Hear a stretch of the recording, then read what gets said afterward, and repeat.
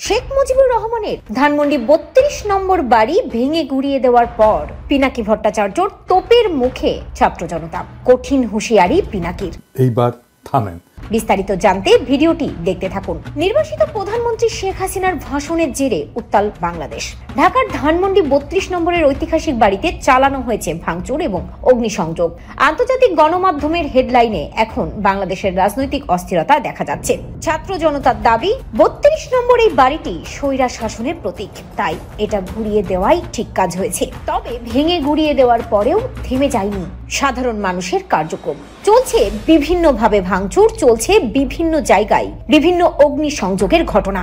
তাই এবার সোশ্যাল মিডিয়ায় কঠিন হুঁশিয়ারি দিলেন পিনাকি ভট্টাচার্য। পিনাকি ভট্টাচার্য সকলকে জানান, এবার আপনারা থামেন, যা হওয়ার হয়েছে। আমরা যা যা অর্জন করতে চেয়েছিলাম সব করেছি, সব শক্তিকে খরচা করে ফেলতে নেই। সব শক্তিকে খরচা করে ফেলতে নাই।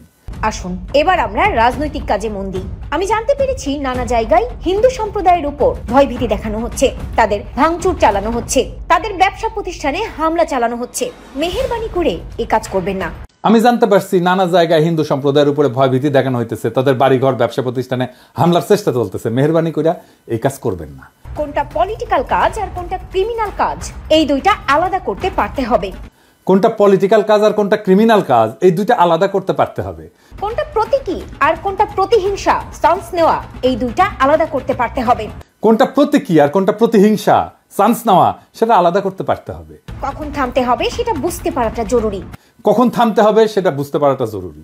বেশ তোলপাড় সৃষ্টি হয়েছে পিনাকি ভট্টাচার্যর এই মন্তব্যের পর। বোঝাই যাচ্ছে তিনি এই মন্তব্য করেছেন ছাত্র জনতার উদ্দেশ্যে, যারা এখনো অনেক জায়গায় অগ্নিসংযোগ ঘটাচ্ছেন এবং ভাঙচুর চালিয়ে যাচ্ছেন। হঠাৎ তিনি কেন এমন ইঙ্গিত দিলেন, এ নিয়ে শুরু হয়েছে নানান রকম জল্পনা কল্পনা। তবে কি বাংলাদেশের স্বাধীনতা হুমকির পথে? কি মনে হয় আপনাদের? কমেন্ট করে জানাতে ভুলবেন না।